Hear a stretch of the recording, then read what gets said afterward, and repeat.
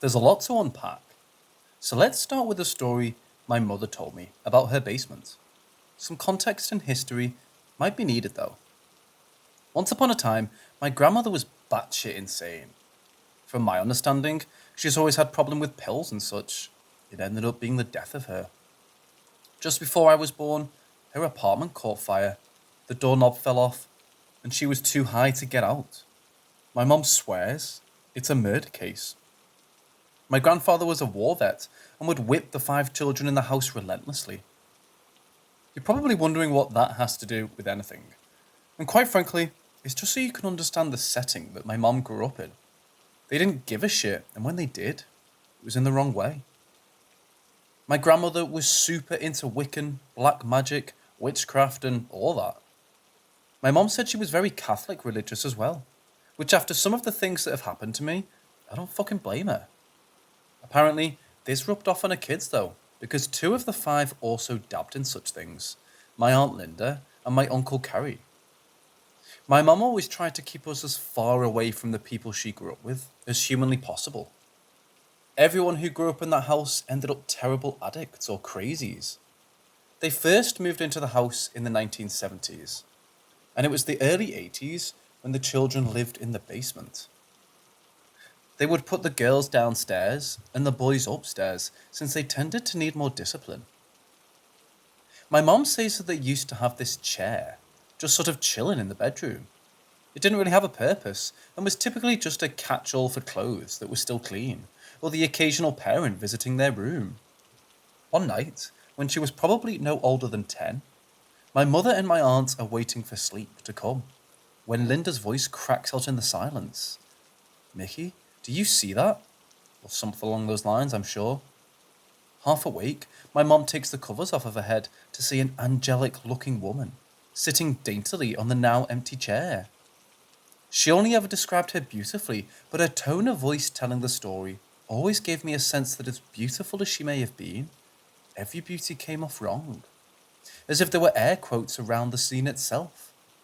My aunt began talking to the angel. My aunt is older than my mother. Maybe that's why she felt no need to be afraid. My mother listened to this one-sided conversation, head under the covers. The first look was real enough that she wanted no part in it. She began to hear the angel start to address her. The angel asked her why she's hiding, asked her to look, asked her to talk, etc.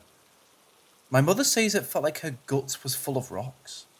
As she refused and ignored, the voice began to change. The angel was begging her. Then it began telling her, then demanding, and then screaming. My mother stayed under the covers and prayed, whilst Linda continued a conversation with the same woman technically, but a different voice. My mom never spoke to it that night and didn't see it as much as Linda did after that day. Linda, on the other hand, would chat with her many times after that night. When the girls' room was moved upstairs, so did the angel. My mom to this day will not allow the room to be arranged a certain way. Meeting Linda as an adult was a trip. She had this small book and would go out onto our porch and read or pray out loud. She was a terrible addict and passed away from an overdose last year. Her daughter, who's very similar, left some of her ashes in a zippy bag on our porch.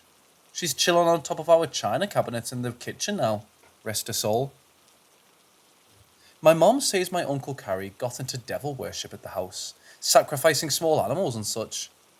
She said at some point it had gotten bad enough she'd find hung kittens or catch him suffocating something or another. Absolutely insane shit. She says it was his worship and my grandmother's black magic. They had opened some sort of portal. He died in 2011 from full body cancer at 32. When my grandpa died of cancer in 2012, my mother was the only one of his children to take care of him in his last days. So we left the house to her. We'd been renting and hopping around most of my elementary years, so my mom took it as an opportunity to save some money. She wanted to settle somewhere that wasn't her childhood home and didn't give her terrible PTSD. He officially died in the hospital, but his last days were spent in our living room in a hospital bed. I'm writing this in what used to be her room, the 9x9 office space that I painted when I was 10. I don't remember when exactly I started sleeping with the door shut, but I remember why. At first, I'd wake up and see my mom going to the bathroom. I always found it strange that she could just get up and go back to sleep like that. She spooked me several times by peeking her head in to check up on me. But there was a time where I woke up for no reason, expecting to see my mother scuffling to the bathroom in a shirt, and instead staring into pitch black. It was as if my nightlight stopped at my door. I remember being so puzzled at first, simply thinking it was a weird way the door caught the light or something. But a sense of dread was starting to make the hairs on my neck raise. It was so unnaturally black. Didn't I used to be able to see my mother's face at the doorway? Didn't I used to see her go to the bathroom? Why can't I see the table in the hall like I usually can? The more questions I realised I didn't have answers for, the more intense the feeling of doom became. Taking a page out of my mother's book, I hid under the covers until morning. I wake up and I'm talking about it with my mom, right? And she tells me a story about myself I hardly remembered. When I was really little, I refused to sleep alone in our old trailer. My mom would often come and sleep with me until she woke up to pee and would go back to her own bed.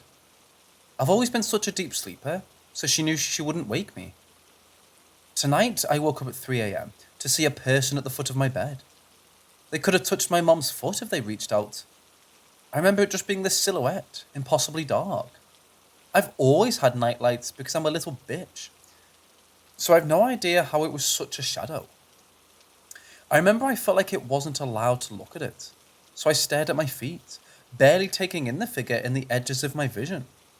I touched my mother to wake her up, such a light sleeper, and she prayed with me to make it go away. I'm currently not religious in the traditional sense, so I have no idea why this worked. When I opened my eyes from the prayer, the entity that had been there giving me chills for the past 10 minutes was suddenly gone. No more shadow. I always thought I was just tripping as a kid. My mom totally would have freaked out if that was something, right? So when I talked to her about the shadow I had seen in our hall, the hairs on her arms stand up, and she tells me that she's seen it too.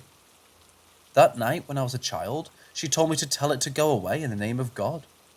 What I didn't know is that she had seen it and stopped seeing it at the same time I had. Once I started sleeping with the door shut, shit got weird. When I'd get home from school, my closet would be wide open. I used to be super messy, so I assumed that it couldn't have just been a broken latch. How would it have pushed the clothes and shoes back like that? Then it started happening at night. I'd usually wake up and see the closet wide open, pitch fucking black. I was a little older at this point, but still I know better than to try and look at its face. I feel like that's just common sense at that point if you're realistically experiencing some sort of paranormal activity. I didn't always feel the sense of dread. Sometimes it was just creepy as hell. It wasn't until I woke up one night as it was opening that I felt sick. I watched that door open to about an inch crack. Nearly pissed myself. I started putting laundry baskets and piles of clothes in front of it. I shit you not, it would still manage to open. I'd often just push the door to see if it had come unlatched, and the answer was almost always yes. My mum thought we traded out for a different doorknob with a lock. Then, the new thing was the button being unlocked. It's one of those push-button locks that unlocks when you twist it, and makes a sort of clunk noise. You can unlock it from the other side by jabbing a bobby pin or something. I'd wake up hearing this super specific noise and find the closet unlocked. Even stranger is when I'd hear this noise, yet the door is still locked. Sometimes I'd hear it twice. Makes zero sense. Sometimes I'd wake up in my mom's bed and neither of us would know how I got there. We're talking middle school era, when most teens would rather be caught dead than still sleeping in their parents' bed. And she's a light sleeper, so she would have noticed. She's had a priest literally bless our home and burn sage regularly, even though she's the most Karen person you'd ever meet. So here's the deal.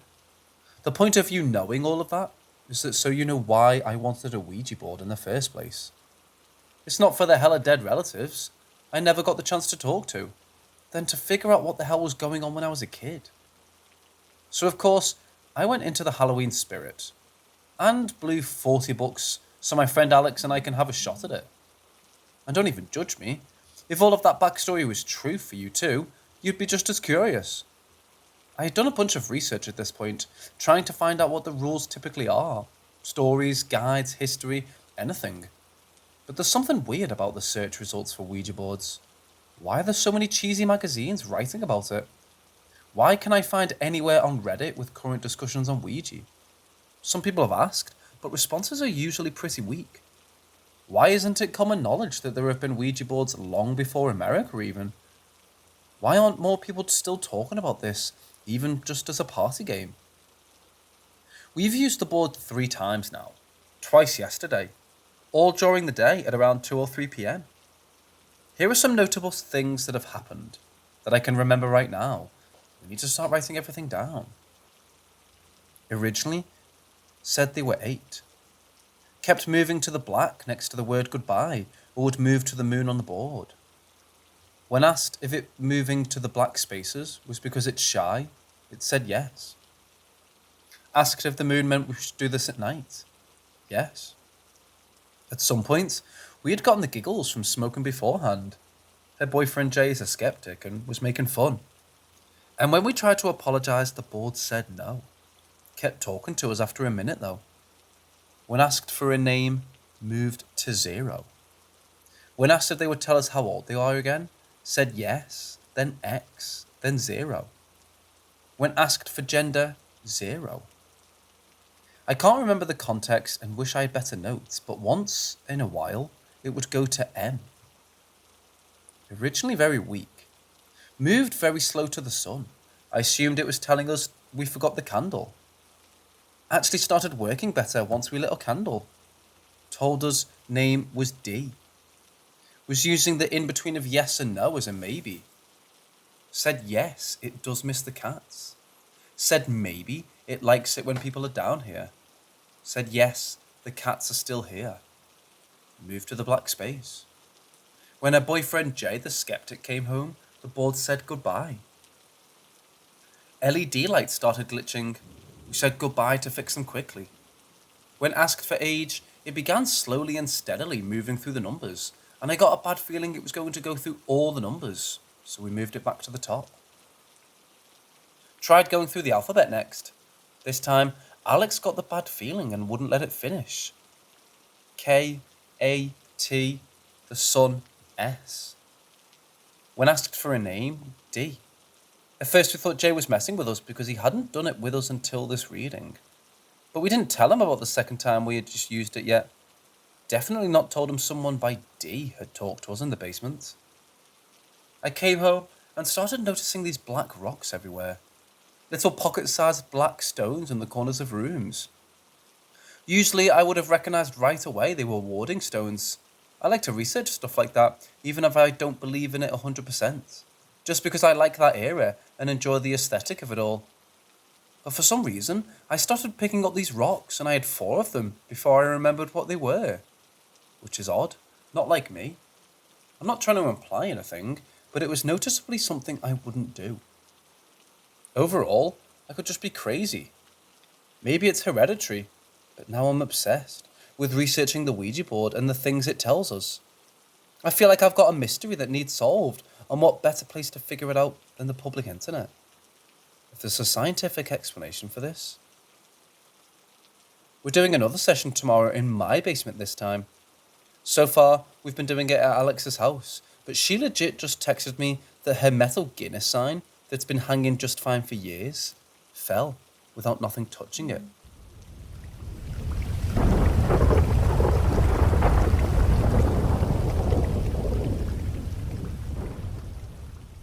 Just for context, my story took place in Italy, where the 8th Army of the then British Empire was deployed, the Adriatic Front. I was at my grandpa's house, quite an old one, where almost all of my relatives witnessed weird stuff. One day, I was playing on the ground and I saw a man approaching me, dressed with what later in life I recognised to be a full RAF uniform, usually worn by pirates. This man kindly smiled and told me to go with him. Next thing I know, I was looking down from a World War II bomber airplane. To be specific, I was looking through the round window on the bottom of the plane. I could see the fields we were flying on top of, like in old wartime pictures. He pointed at it and said, "This is how we dropped bombs back then. I used to drop bombs this way." I don't remember exactly what happened next, but I guess I just went back to play. I just want to say that when I write I saw him or he told me, it's not like actual talking or seeing. It was more what you describe as a transcendental experience or an extremely lucid dream. Yet everything seemed to be very normal and like a casual conversation with someone. Also, he wasn't scary at all. I just remember him to be super chill and friendly.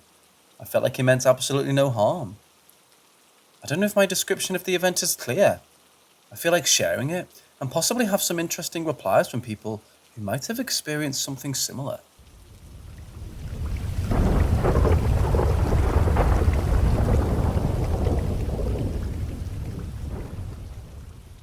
I was driving back from the lab I work at, and when I was driving through a specific section of the city, I don't know if it was its own neighbourhood or anything, I'm not familiar with the area, and felt a very strange sensation creep over me.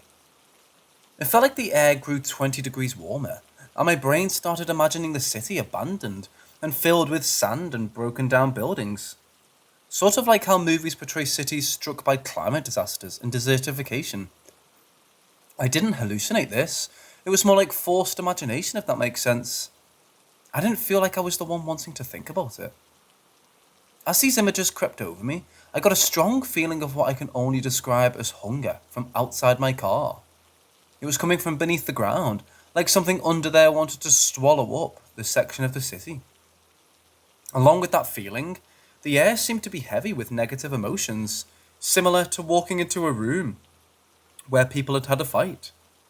But like over 5+ minutes of driving, about halfway through driving in this area, I felt like I was being watched.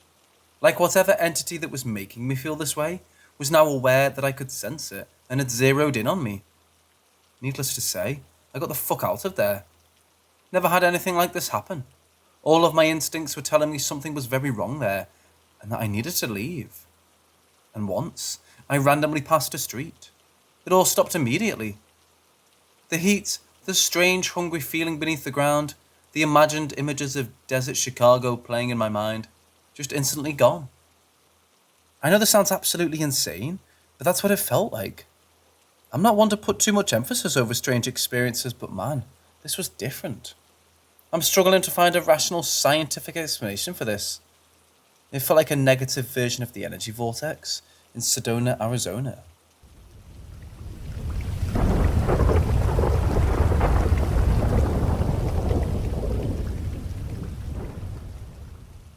I've always been interested in the supernatural, and I've been watching related stuff for 10 years now.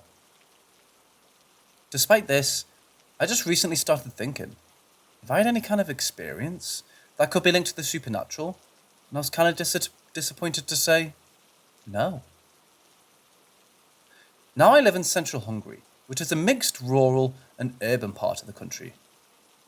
I asked a lot of my relatives, friends, even my parents, to tell me if they had any, and I literally mean any kind of experience that could be linked to the supernatural, like human-shaped shadows, ghosts, apparitions, or even UFOs. Sadly, no one had anything to share with me. I also tried researching my country's history concerning this, and I couldn't find any cases of strange lights up in the sky, or even haunted places. I tried to focus on places that might have higher activity, like cemeteries or prisons, where people suffered a lot, but unfortunately, nothing came up. I find it really odd that a country that suffered a lot throughout history has no ghostly activity. Just a quick history lesson concerning tragic events that could be the host of paranormal activity. 1526 to 1699, Turkish occupation, a lot of slavery and corruption. 1703 to 1711, Rakoczy War of Independence, a lot of bloodshed, failed war, and a devastated country. 1848 to 49, a revolution against the Habsburgs, again, failed war of independence, which led to a lot of people being executed. 1914 to 1918, First World War and losing side. 1939 to 1945, Second World War, also losing side. 1949 to 89, communist regime. A lot of innocent people get executed. Because we took part in both world wars, I was thinking, if Gettysburg is supposedly haunted in the USA, maybe we have a place like that too. I checked out 10 different sites where tragic battles occurred, but with no luck. I came up empty-handed.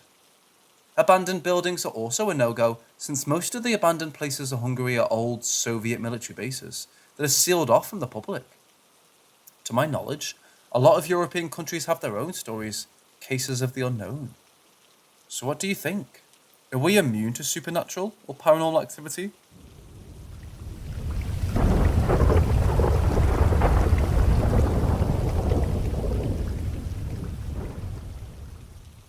So a little background. When I was a teen and early 20s, my dad moved into an old house, one of the oldest left standing in my town. A town with a rich history of battles and rebellions. Through some research, I figured it was built for an earl back in the day. The house was split into 2 apartments. I'll explain a few of the numerous events. When he first moved, I didn't experience a whole lot, just an overall feeling of strangeness. There were stairs that led to a solid wall, hollow walls with no doors going into them, certain rooms that were just freezing cold. Just always felt as if someone was watching.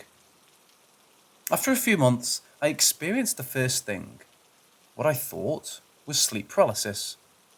I had fallen asleep on the sofa watching TV. I'd woken to feel someone breathing on my cheek. I could clearly hear the breaths right next to me. I was frozen. After what felt like an hour, I managed to move. At the exact moment, a distorted face-like image came flying out of the corner towards me, before disappearing. Maybe a month after this, I woke up in bed and could hear footsteps on the balcony outside my bedroom. I thought maybe someone was trying to break in. It went on for maybe 10 minutes. I didn't investigate, but the next morning, I'd ask my dad if he heard anything, but he hadn't. We went outside to see if anything was disturbed, and there was a huge handprint, bigger than either of our hands, on the condensation on the balcony door. I freaked out, but my dad played it cool, massive skeptic. The next night, he heard someone on his balcony and ran outside to see who it was. As soon as he got outside, all of our bins under the balcony fell over, but no one was to be seen. Another day, I was in my bedroom.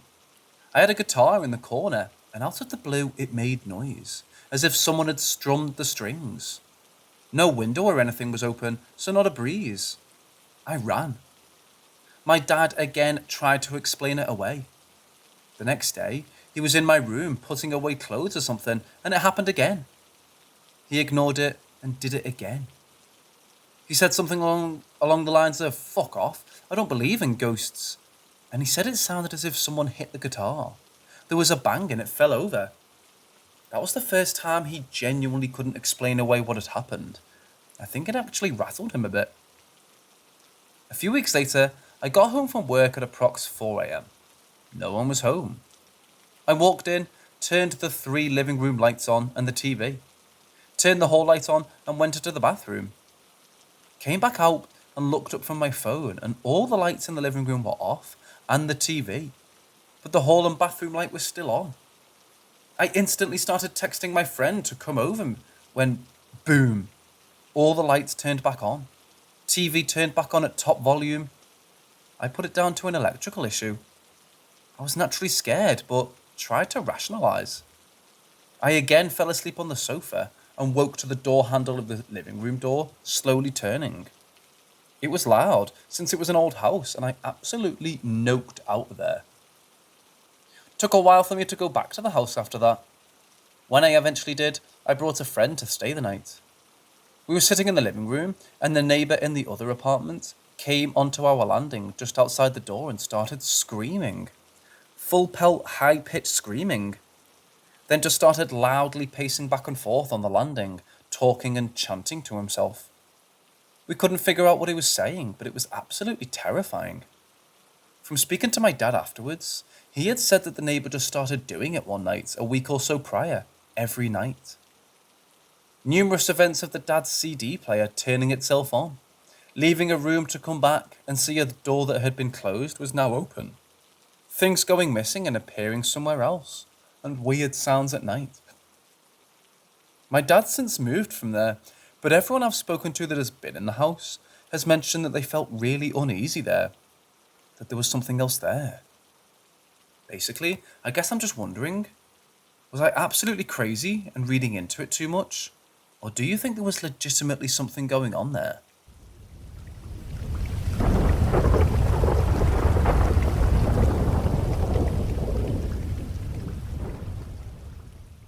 This was an occurrence that kindled my interest in ghosts and other supernatural entities. It was the winter of 2016, and I was excited about visiting Cork, also called Madikeri, for my cousin's wedding. It's a small town located at a distance of 110 kilometers from Mysore in Karnataka, whose people mainly depend on coffee plantations and spices for their income. The day started as we had planned, with my uncle's family joining us on the trip, with the 16-year-old me hoping to have the time of my life in the next 4 days. We reached our destination at around 10 p.m., and despite the warnings from the elderly in our family, we had requested our cousin's ancestral home, which was located in the middle of their coffee plantations, for our stay. This place had an eerie past. There was quite a few tittle-tattles about a plantation worker who had committed suicide near that house, in her hut, due to her partner's infidelity, leaving her newborn baby. During her death ceremony, the people present in the house were rattled by the screams of her baby, and when they rushed into her hut to check what was happening, they saw a black shadowy figure sitting and crying near the baby. The figure disappeared once they arrived, and the baby had apparently stopped its cries when the shadowy figure disappeared. My family, being firm non-believers of supernatural entities, heeded no attention to their warnings and insisted on staying at that house. The house had enough space to accommodate us, as it had 3 bedrooms and a big hall. After discussions on where and how we all slept, I was asked to sleep on the couch in the hall, to which I obliged, but little did I know what was about to happen later that night. The clock ticked 12 o'clock, and I was still rolling from one side to another to find a comfortable position to doze off after a tiring 10-hour journey I had that day. The couch was too cramped for my 5'10" frame, and to my surprise, my aunt, who was lying on the couch beside me, was also not asleep. This was a pleasant surprise for me, as I was already spooked by the stories I had heard earlier about that place, and her being awake meant I need not be awake alone. We started speaking on general stuff, and in no time, the clock chimed as the time was 12:30 already. It was at this point I heard the growling sound of a woman, and the sound seemed to be coming from somewhere far away. It was just constant growling with no apparent words, and just the thought of that sound gives chills down my spines even now. At first, I thought I was just hallucinating, but looking at the pale face of my aunt, I figured out I was not the only one hearing the sound.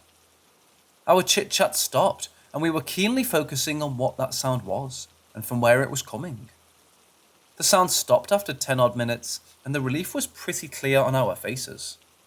We smiled at each other, only to hear that sound again, but this time even closer and louder than before. We were dumbstruck, not knowing what to do, and shut our eyes in fear. The sound kept coming nearer and nearer, and stopped once again. Hoping whatever that was making the sound had left, I opened my eyes, only to hear it again, but now right above me from the terrace of the house.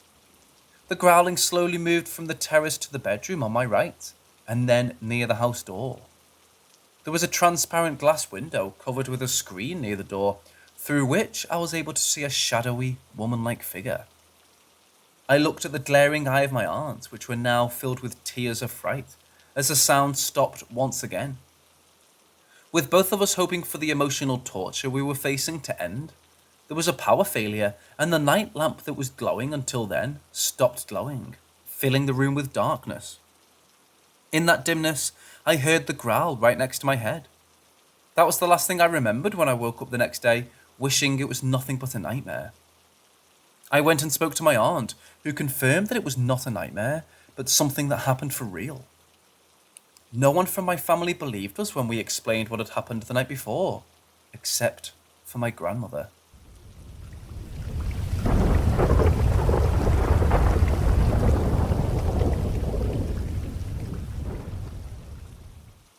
We've been friends since our childhood.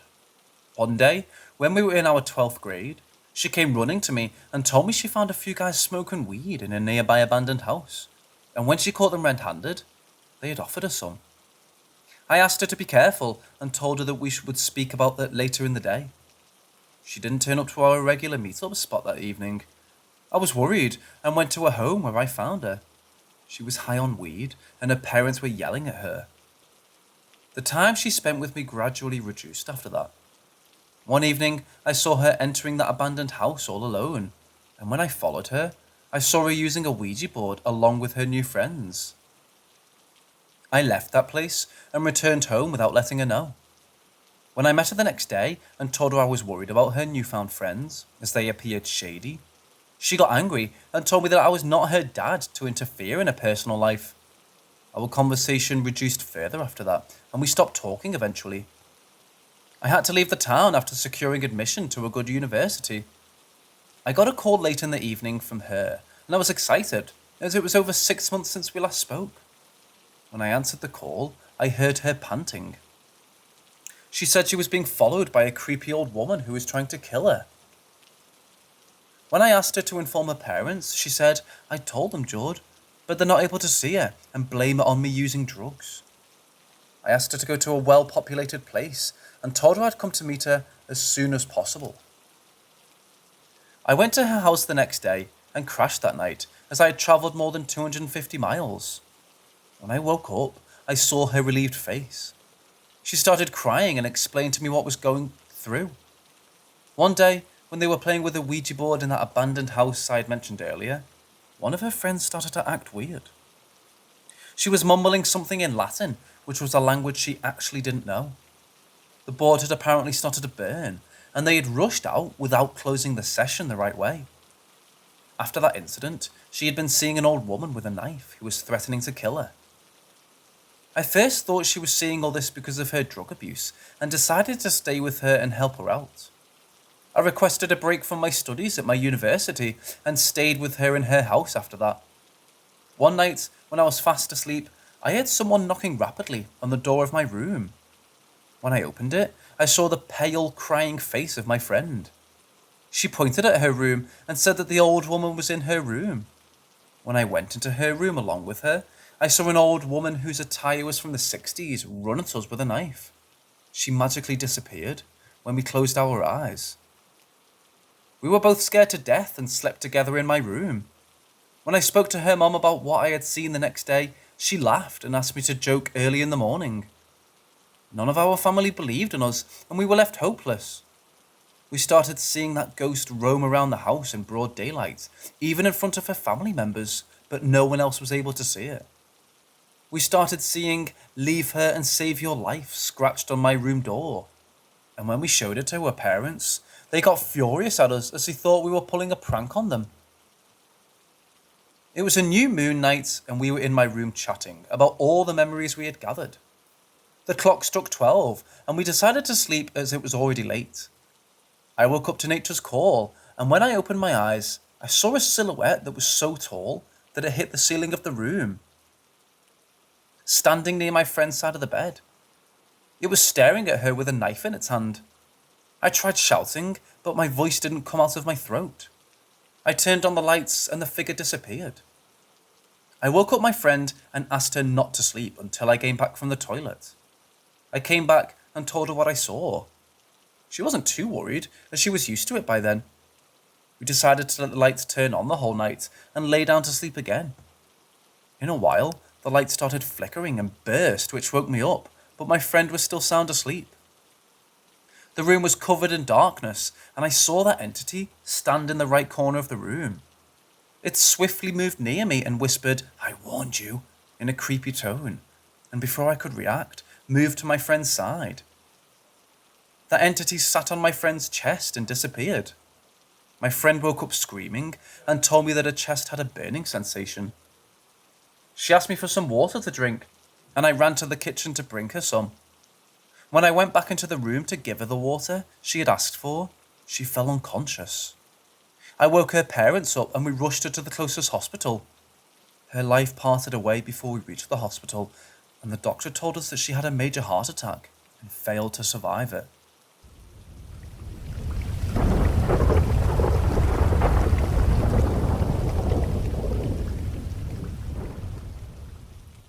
It all happened during November 2017.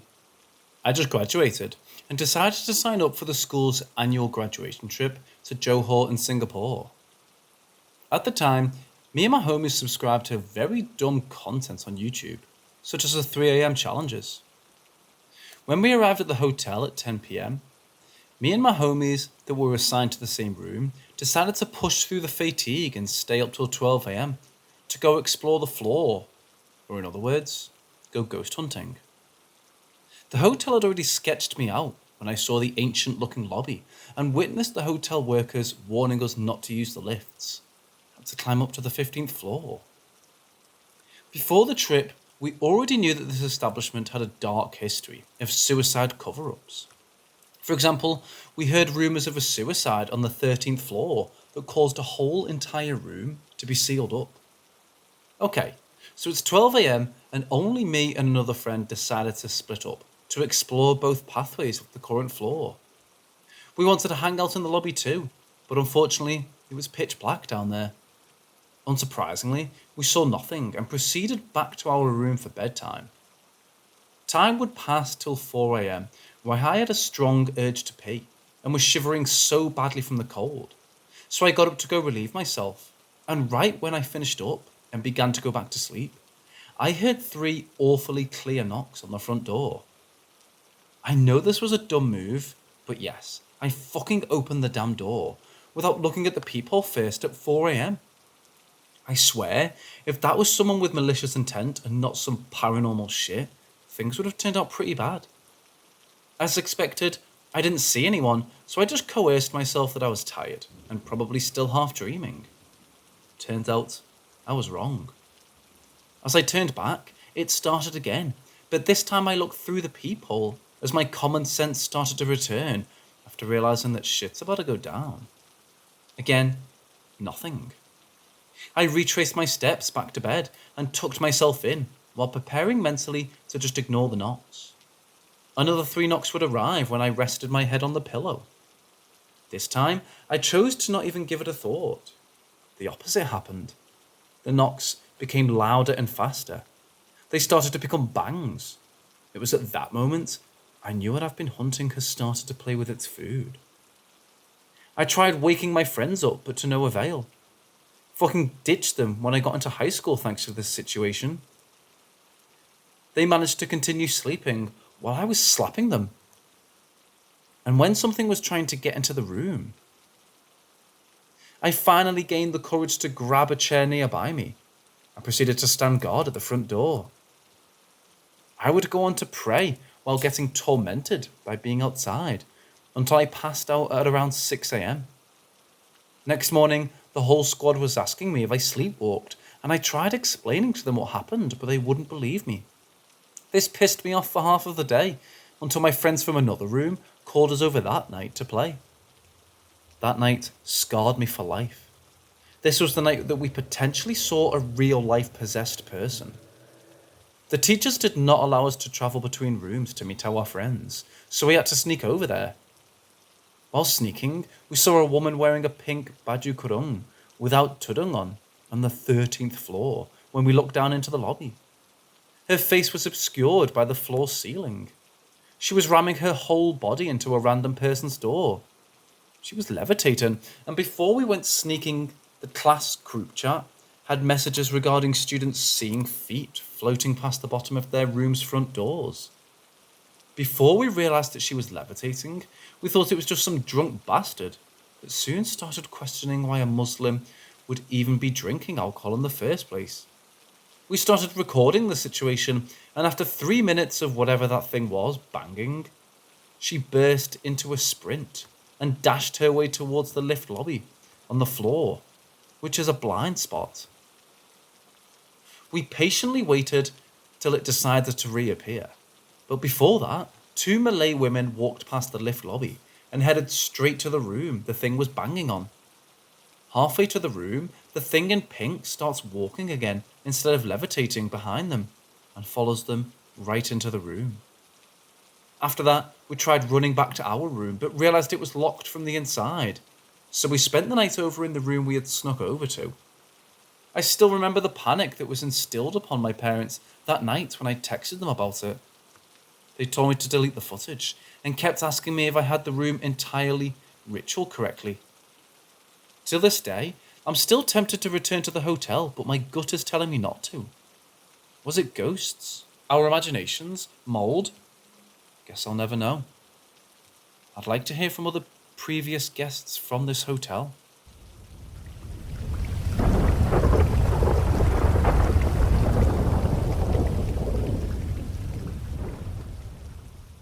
When I was about 3 to 5, I rarely spent time in my room and slept with my parents in theirs because my room scared me. Why it scared me, I don't remember. I just hated being in my room. It kind of creeped me out and still does. I just never felt safe. Of course, I had all my toys and belongings in the room, so I would have to occasionally go in there to get something. Note, the house was built in the 50s and owned by distant relatives that passed in the home. Both lived happy lives, but the wife was never able to have children. Like I said, I would have been around 3 or 5 when I was getting some Barbies out of the closet. The closet has sliding doors, and the room had 2 entrances. The left led to the guest bedroom and bathroom, which always gave me the creeps, and the living room through 2 swinging doors. The right led to a laundry room and a utility, which also scared me and gave me a bad feeling. There are certain areas of the house that I get bad feelings in, like something was in that corner or it was someone's corner. I was crouched at the closet when I remember I got a bad feeling and turned my head to look at the guest hallway, and the figure of a man stepped out of the wall directly in front of the door leading to my room. It was almost like he was made out of black static, just a black void, a shadow. I remember he was to the side, where I saw the fedora, a trench-like coat, even his dress shoes, and he also had a straight nose. I could see almost every detail on his face, but the 2D version, until he turned. I vaguely remember looking at him straight on, locking eyes with him, and his eyes were just straight red. No white, exactly. And I feel like he smiled at me and showed a row of white teeth. I shudder thinking of that instance. I remember how scared I was.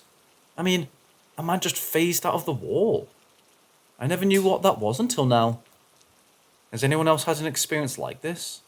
I know he targets children and negative energies, which were present in the home at the time, parental arguments. But why did he target me?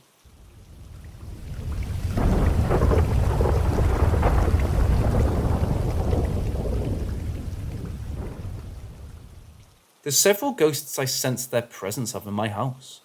A Victorian couple named John William and Mariana Mary Roberts. Very kind and positive energies. A child that's extremely mischievous. The name Sally pops into mind for her. And a negative male entity that I want gone. Working on that. John and Mary are quite the positive entities. They show up when I'm doing a favourite activity. Reading, writing, listening to music. I can sense their presence in different rooms when they walk around. Usually together, but I've sensed them apart before. Last night, I sensed John next to the bed, just standing there and watching me. A little creepy, but I get the feeling that he was proud of me, which I had a hard day and treated myself to some self-care. I politely asked him to leave because that's the first time I had sensed him that close. They usually stand several feet away from me. I even felt the hairs on my arms rise and my body turned cold. When I asked him to leave politely, I very vaguely saw a transparent end of a coat sway and then disappear. John is about 5'8", I believe, with a brown curly moustache, circular glasses with a golden chain, possibly black dress coat with green somewhere in it, and brown shoes. I rarely sensed Mary, but she shows up when I'm reading, writing, etc. But I did hear her boots on the hardwood floor in the dining room. Mary is about 5'7"ish. I feel like she's a very tall woman. Brown hair and eyes, hair in a bun, purple, high-collared dress with a purple coat and black buttons, and black boots with golden buttons. I feel like she's a very intelligent and strict woman who only wants me to succeed in life. The child is very mischievous. I've heard her voice and heard her bare feet running past a bathroom door. The name Sally W pops into mind for her. I feel like she's a dark, strawberry blonde-haired girl.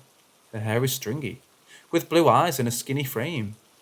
She wears a potato sack like from the Great Depression era, with several tan patches on it and dirty bare feet. I don't sense her all the time, but I also sensed her with John in the room, and I saw her outline for the very first time. I can't physically see their form, but I know what they look like in my mind. They present themselves as transparent or almost staticky. I can't always see them, but I sense their presence, like I know they're there. Last night was the first time I've seen a whitish transparency to them. Are they becoming more comfortable with me? I've known they were here since 2020 when I began researching things, but I'm more comfortable with them myself, now knowing they are positive entities.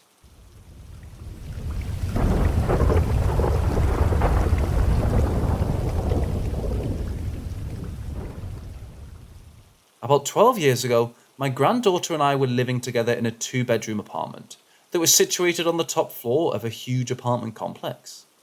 My granddaughter was around 3 at the time. My youngest son had moved out months back, and so it was just me and her. My son was living about an hour away, and it was only the landlord and I that had a key to the place. My bedroom with a walk-in closet was in the back of the apartment.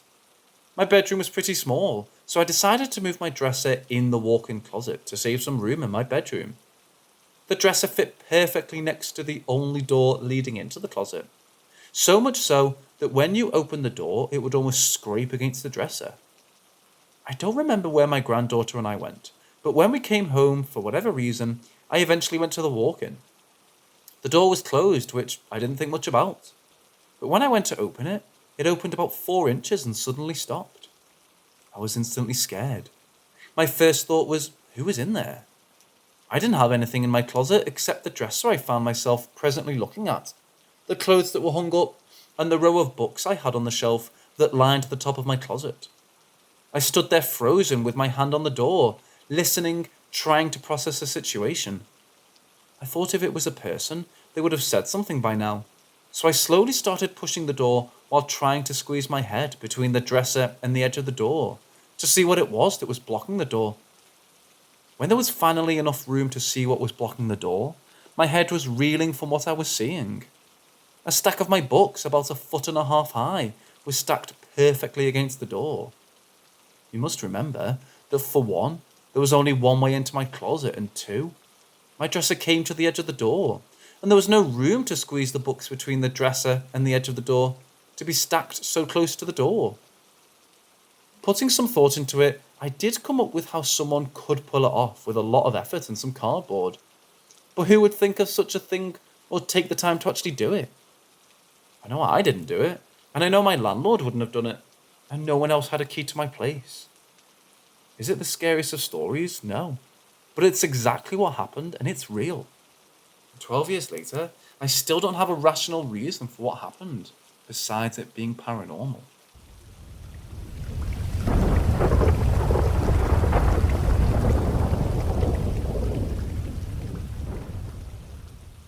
So yesterday, I had a very strange experience. I was visiting my friend in Bristol, and it was time to leave. I was travelling to Norwich. I got on my train at Bristol Temple Meads at 3:35.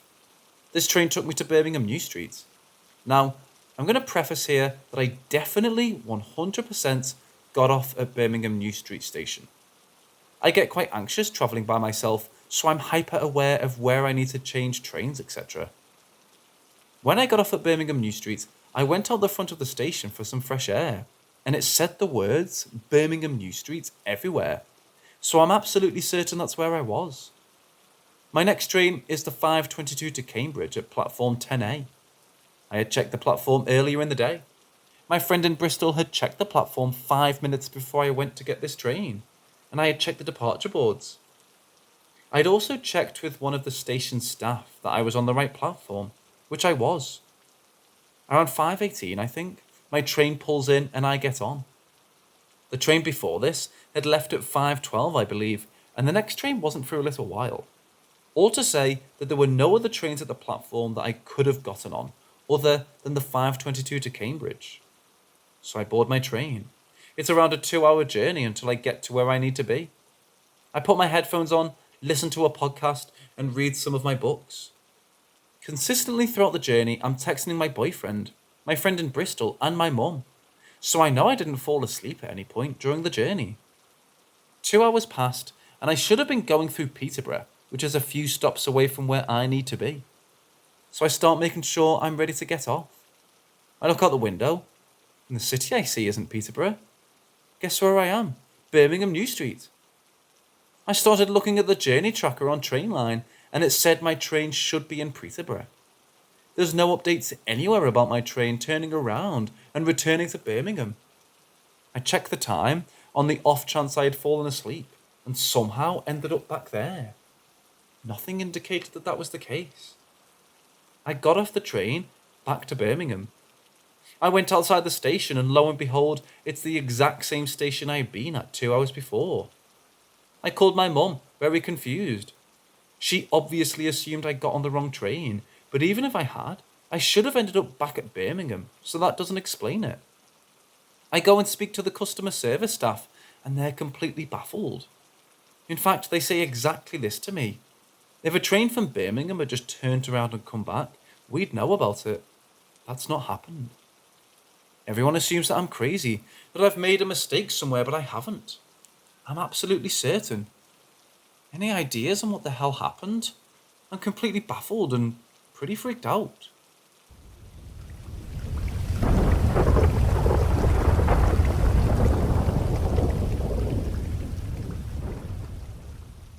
I'm gonna say it was summer about 1990. I lived in a small town in Pennsylvania.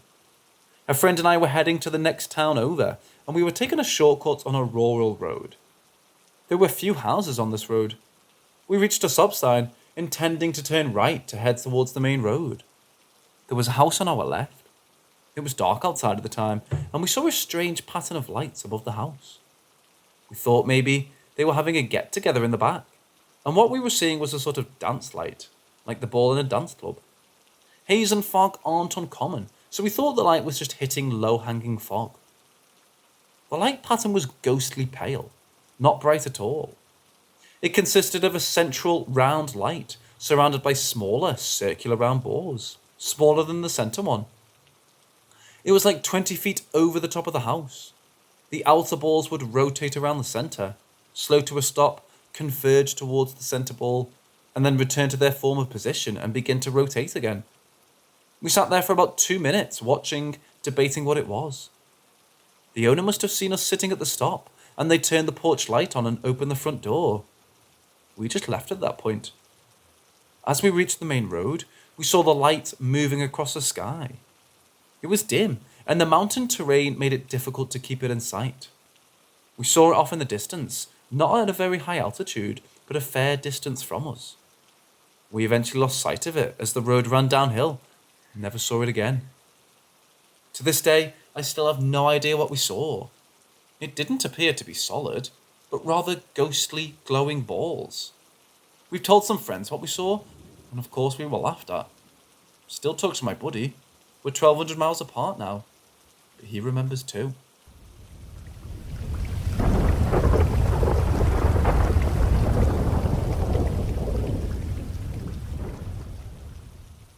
So this happened over a year ago, and it involves multiple counters. I'd love to hear your theories about what it could be. I'll preface this by saying I've never really believed in the supernatural, but I do know there's much about the world that we've yet to discover. My friends and I used to like to take long walks at night. Almost every night we'd go out into the city and explore parks big and small, or the streets of the city. One January night, it was extremely foggy, and we found ourselves in this very creepy park. We kept walking in the fog, making jokes and noticing strange marks on the ground, which seemed to be made by something weird, like a dog being dragged. but we made no note of it. I did take a picture though. A while later, I spotted something off the path. It looked like a signpost and decided to go to it. After further explanation, it turned out to be a tree with a lamppost right next to it, which is why it seemed so distinctive. It wasn't a very impressive or creepy tree. It just looked like your run-of-the-mill, average young tree. However, it seemed to call to me, sort of. It felt sad, like I needed to be there for it and comfort it. My friends were calling to me, but I wasn't responding. All that mattered was me being there for this sad tree. After around 30 seconds, looking at my friends' scared faces, we decided to leave. It wasn't easy leaving that tree alone. I felt really sad, like I was abandoning it. But we had to go home at some point. This was my first encounter with the tree. Nothing happened for some time. I showed some other friends the tree during daytime and felt nothing. I later tried to take the girl I was dating at the time to the tree, also during the day, but I couldn't find it. We looked for an hour, and I felt that the tree did not want to be found that day. It was angry and disappointed. Some months later on, one of my friends from the first encounter and I decided to go again at night, but this time taking our very spiritual friend with us, who always said she has vibrations more in tune with supernatural entities. Just to note, this friend, not the spiritual one, never has any gut feelings, especially like that danger feeling you get sometimes. Anyway, we went to the tree, and I felt coldness from it. It wasn't happy. It wouldn't harm us, but it would not protect us if something did try to harm us. We heard a rustling sound from the path to the right of the tree, probably an animal or something. But then we all felt it at the same time, from the path on the left. Something was coming for us. It was something sinister. The patch was completely dark. My non-spiritual friend asked, "Do you guys feel that?" I replied, "Yep, something's coming." And the spiritual friend said, Yes, yes, let's leave now."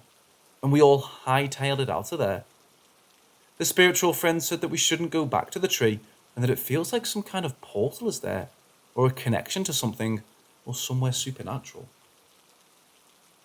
The last encounter with the tree, we decided to go. The original 3 people from the first encounter, but this time taking my now girlfriend, whose mother had prophetic dreams, and was now also starting to have prophetic dreams. We got there, and the tree felt silent. Like it wasn't there anymore, but the place itself felt odd. My girlfriend felt unsafe, and we left. She also said that it felt like a portal and advised me never to go back and never mess with these things as they shouldn't be messed with. And that it's possible that the tree, or whatever entity is in or around the tree, is trying to lure me into helping. I haven't been back since. What's interesting is every time we went, I felt the need to research, to know, to find out what's up with this tree. This feeling always got fainter the further away from the tree I got, which is why I haven't shared the story until now. I'd love to know what you guys think about this. What could it be?